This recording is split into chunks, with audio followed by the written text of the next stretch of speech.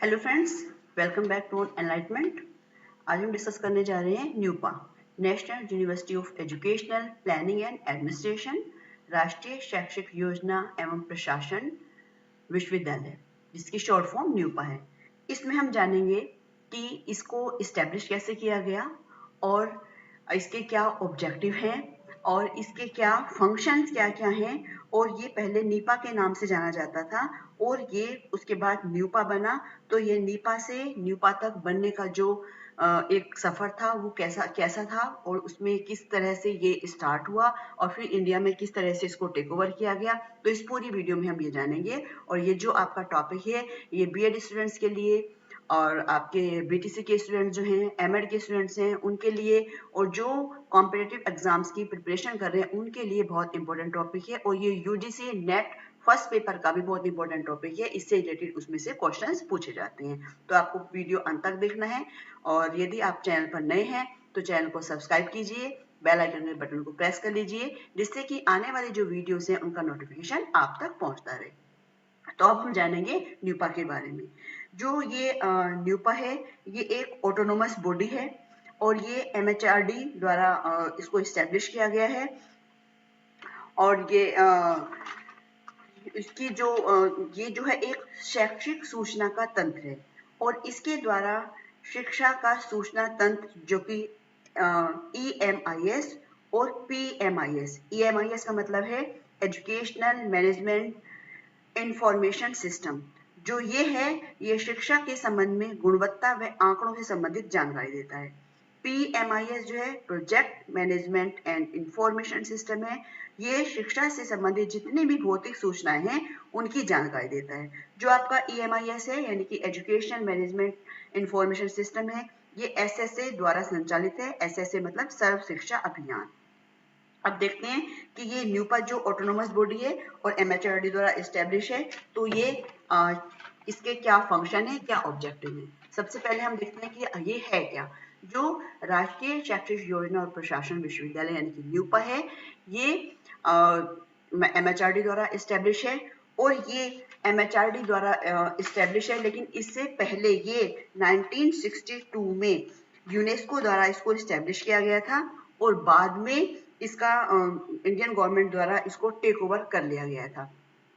और ये जो है जो शैक्षिक योजना प्रशासन के क्षेत्र में इसके जो इतने सारे काम किए जा रहे हैं, उन काम को देखते हुए इंडियन गवर्नमेंट ने अगस्त 2006 में इसको एक डीम्ड यूनिवर्सिटी का दर्जा दे दिया है, मानद विश्वविद्यालय, यानी कि ये अपने आप में डिग्री भी प्रोवाइड कर सकते हैं। और यहाँ पर बहुत सारे प्रोग्राम चल रहे हैं, अभी आप जानेंगे वो कौन कौन से प्रोग्राम्स हैं। अब इसकी हिस्ट्री जान लेते हैं। हिस्ट्री क्या है।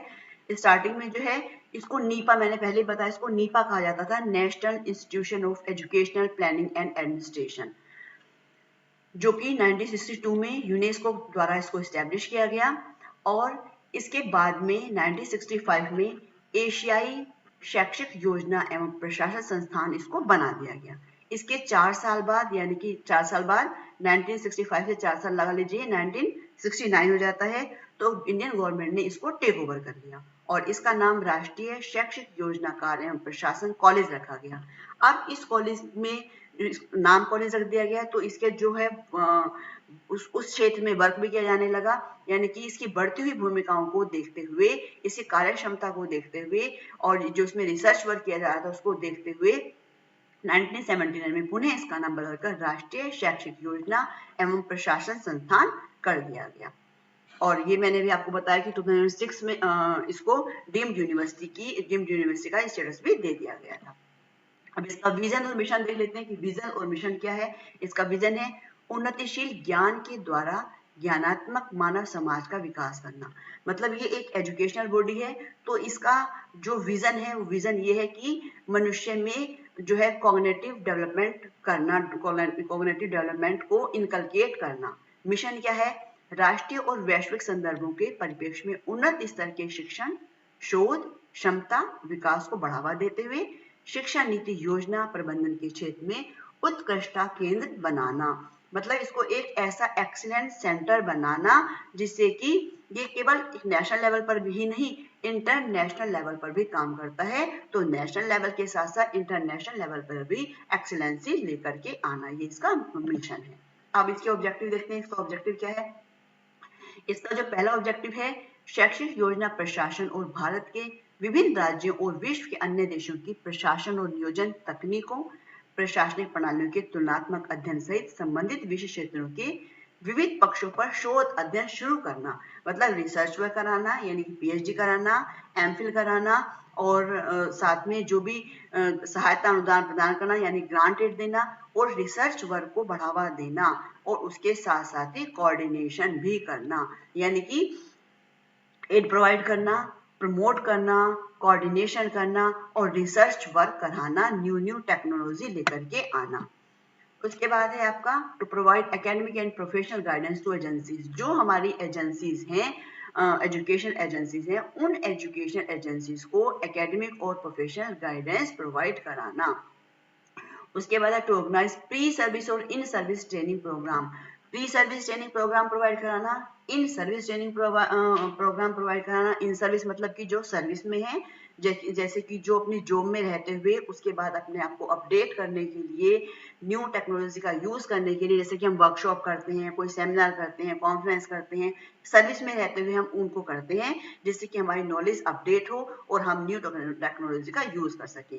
और प्री सर्विस का मतलब है कि जो अभी सर्विस में नहीं आए हैं, जैसे कि बीएड के स्टूडेंट अभी वो सर्विस में नहीं आए हैं, तो बीएड के स्टूडेंट के लिए या एमएड के स्टूडेंट के लिए कोई ऐसी वर्कशॉप कराना, और जिससे कि वो नई नई चीजें सीख सके, और जब वो टीचर बन जाएंगे तो उन बातों को वो अपनी क्लास में अपने स्टूडेंट्स के साथ अप्लाई करा सके। तो यहाँ पर कहने का मतलब है कि प्री सर्विस और इन सर्विस जो है कार्यक्रम आयोजित कराना, ये भी इसका ऑब्जेक्टिव है।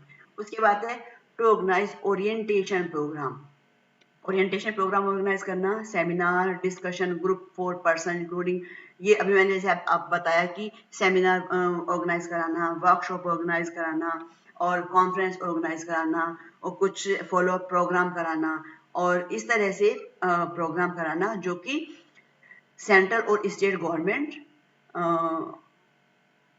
in the field of educational planning and administration at the level of policy making in central and state government। जो कि पॉलिसी मेकिंग है, जो पॉलिसी बनाई जाती है, उस पॉलिसी में सेंट्रल और स्टेट गवर्नमेंट दोनों को इन्वॉल्व करना। उसके बाद है कि एमफिल पीएचडी, ये प्रोग्राम जो है ऑर्गेनाइज कराना। एमफिल तो अभी आने वाले समय में बंद होने वाला है, जो हमारी न्यू एजुकेशन पॉलिसी आई है उसमें एमफिल प्रोग्राम को बंद कर दिया गया है।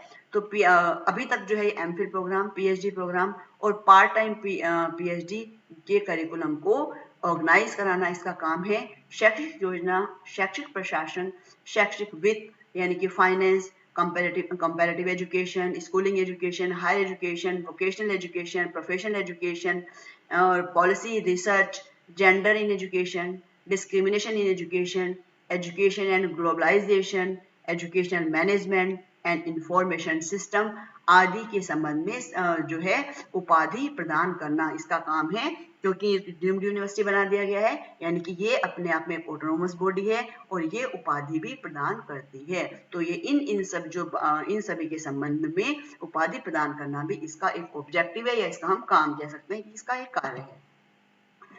केंद्र सरकार और राज्य सरकारों में नीति निर्माण के स्तर पर शैक्षिक योजना और प्रशासन के क्षेत्र में जो कार्यरत हैं, शिक्षा कर्मियों और विधायकों के लिए अभिविन्यास, सम्मेलन, संगोष्ठी, मतलब ये ओरिएंटेशन प्रोग्राम कराना, कॉन्फ्रेंस कराना, सेमिनार कराना, ग्रुप डिस्कशन कराना, ये सब इसका काम है। To organise orientation training programme, refresher programme, teacher educators and university and college administration engage in educational planning and administration। इसके बाद है ऑर्गेनाइजेशन एंड एडमिनिस्ट्रेशन, यानी कि इसका संगठन और प्रशासन। इसका संगठन क्या है? जो न्यूपा है 10 डिपार्टमेंट्स, इसके 10 डिपार्टमेंट है। न्यूपा जो बॉडी है विश्वविद्यालय का सर्वोच्च प्रशासनिक निकाय है। इसके अध्यक्ष भारत सरकार के मानव संसाधन और विकास मंत्री होते हैं। इसके बाद देख लेते हैं इसके पब्लिकेशन कौन कौन से हैं। इसका जो ये पब्लिकेशन है journal of educational planning and administration, ये इसका इंग्लिश में तिमाही जर्नल है, टर्मिनल जर्नल है, और इसका प्रकाशन जनवरी, अप्रैल और जुलाई, अक्टूबर माह में होता है। उसके बाद है परिप्रेक्ष्य, ये न्यूपा द्वारा प्रकाशित ये चतुर्मासिक जर्नल है, ये अप्रैल, अगस्त, दिसंबर माह में प्रकाशित होता है।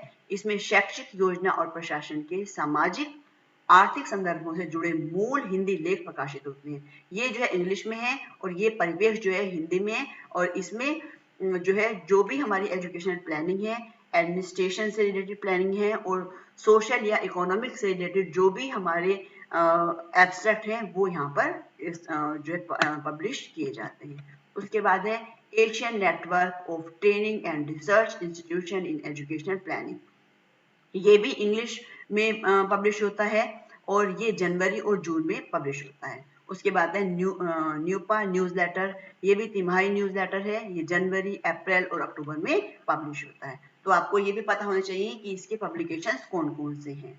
अब इसके प्रोग्राम देख लेते हैं कौन-कौन से प्रोग्राम है। प्रोग्राम मैं पहले ही आपको बता चुकी हूँ, एमफिल है इसका, पीएचडी है, पार्ट टाइम पीएचडी है, ये इसके एजुकेशन प्रोग्राम्स हैं। और नेक्स्ट है आपका शैक्षिक योजना और प्रशासन के क्षेत्र में राष्ट्रीय डिप्लोमा। नेक्स्ट है शैक्षिक योजना और प्रशासन के क्षेत्र में अंतर्राष्ट्रीय डिप्लोमा, क्योंकि ये जो है एक इंटरनेशनल है आपका, जो कि सबसे पहले मैंने भी आपको बताया कि यूनेस्को द्वारा 1962 में इसको एस्टेब्लिश किया गया था। बाद में इसको इंडियन गवर्नमेंट टेक ओवर कर लिया और इसको डीम्ड यूनिवर्सिटी बना दिया गया। फुल टाइम जो पीएचडी है इसके 5 इयर्स ड्यूरेशन है और ये 5 इयर्स में इसको कंप्लीट करना होता है। और जो इसका जो एक आपको कोर्स वर्क होता है, कोर्स वर्क सभी को करना होता है, चाहे वो पार्ट टाइम पीएचडी कर रहे हैं या फुल टाइम पीएचडी कर रहे हैं।